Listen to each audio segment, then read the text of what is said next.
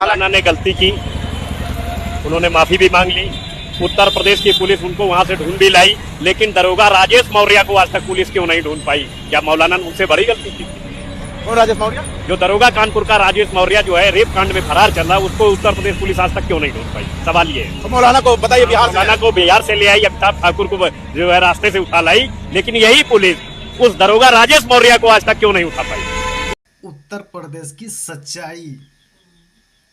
उत्तर प्रदेश योगी आदित्यनाथ जी के पुलिस वालों के वर्दी वाले के फुर्ती देखो, शरीर में कितना फुर्ती है।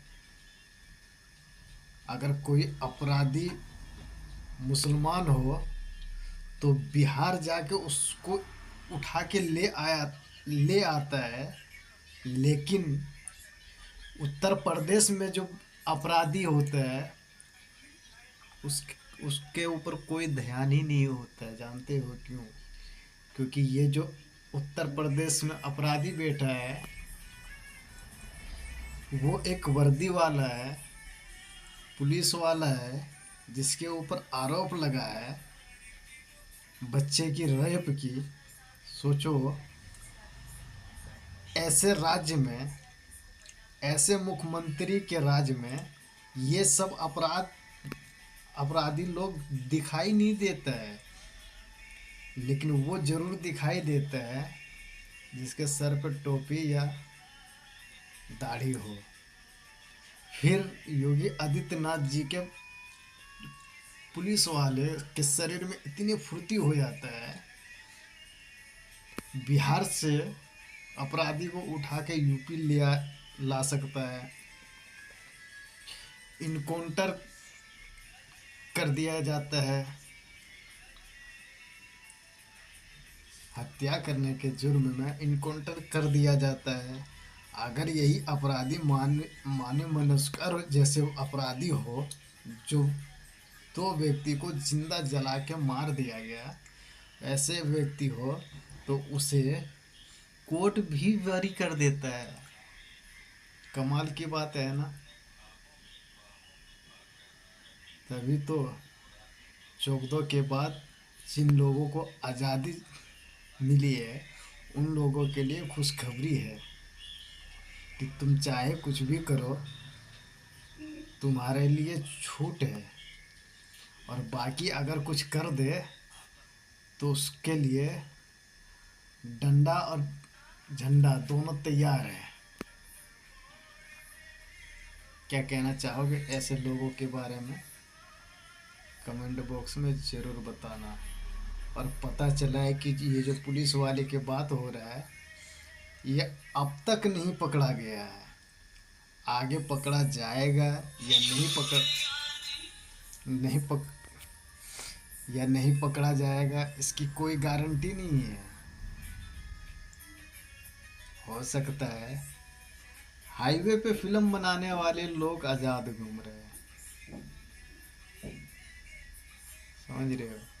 रोडों पे हर चीज हो सकता है, लेकिन सिर्फ नमाज नहीं हो सकता है। मुझे ये समझ में नहीं आता है, अगर भारत में मुसलमान नहीं होता तो ऐसे नेताओं का हालात क्या होता, फिर वो क्या करते? मुझे लगता है ऐसे लोग रोड पे भीख मांग रहे होते और इन लोगों को वो भी मिलना मुश्किल हो गया होता, क्योंकि इन लोगों के रोजी रोटी ही मुसलमानों के नाम पे है।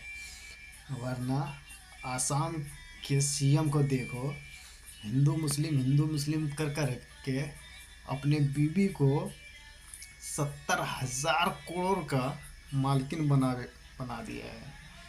तीन तीन पासपोर्ट का मालिकान बना दिया है, सिर्फ हिंदू मुस्लिम करके। और उन लोगों से पूछो जो हाथ में डंडा और झंडा लेके चलता है, जुबान पे ऐसे मंत्रियों के साथ जुबान में जुबान मिला के हिंदू मुस्लिम करता है, उन लोगों के घरों में देखो एक टाइम चूल्हा जलता है तो दूसरे टाइम उपवास रहता है। एक टाइम चूल्हा जलता है तो दूसरे टाइम उपवास रहता है। कुछ कुछ लोग तो ऐसे हैं कि दिन में डंडा और झंडा लेके घूमता है और रात में पेट भरने के लिए चोरी तक भी कर लेता है। लेकिन ये लोग ये नहीं समझ पाया आज तक कि ऐसे ऐसे लोग कभी किसी का नहीं हुआ है जो आज तुम्हारा होगा। सोचो, जो अपनी बीवी का ना हो वो तुम्हारा क्या खाक होगा। बेचारी एक महिला ये भी नहीं बता सकती है कि मैं विधवा हूँ, और ये भी नहीं बता सकती है कि मैं सुहागन हूँ। इस हालात में लाके खड़ा कर दिया गया है। वो ऐसे लोगों को अगर देश दे दोगे तो सोचो देशवासियों का क्या हाल करेगा। वही हाल करेगा जो खुद के घर में कर रखा है।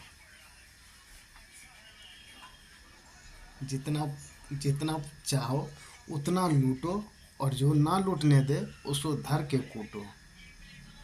यही बीजेपी का मेन राजनीतिक है। समझ जाओ, वरना $1 अभी 90 रुपया हुआ है। कहीं ऐसा ना हो कि $1 का कीमत 900 रुपया हो जाए। वो दिन दूर नहीं, लेकिन गोदी पत्रकार ये सब चीज़ बताएगा नहीं, क्योंकि ये पापा का खिलाफ की बात है। तो क्या कहना चाहोगे ऐसे लोगों के बारे में? कमेंट बॉक्स में ज़रूर बताइएगा। और याद रहे, जब तक ईवीएम है तब तक बीजेपी है। जिस दिन ईवीएम ख़त्म उस दिन बीजेपी जगह जगह पे ज़मानत बचाने के लिए सोचना पड़ जाएगा। ये मत सोचो कि पब्लिक का देन है, नहीं, या अनभक्त का देन है, नहीं। ये अनभक्त गिन चुन के 1000 2000 लाख तक होगा, इससे ज़्यादा नहीं होगा। देन सिर्फ देन है तो ईवीएम का है। तभी तो मर्जी अपनी होती है, क्योंकि मालूम है कुछ हो या ना हो, अपना तो टंका तब तक चलता रहेगा जब तक देश में ईवीएम चलता रहेगा।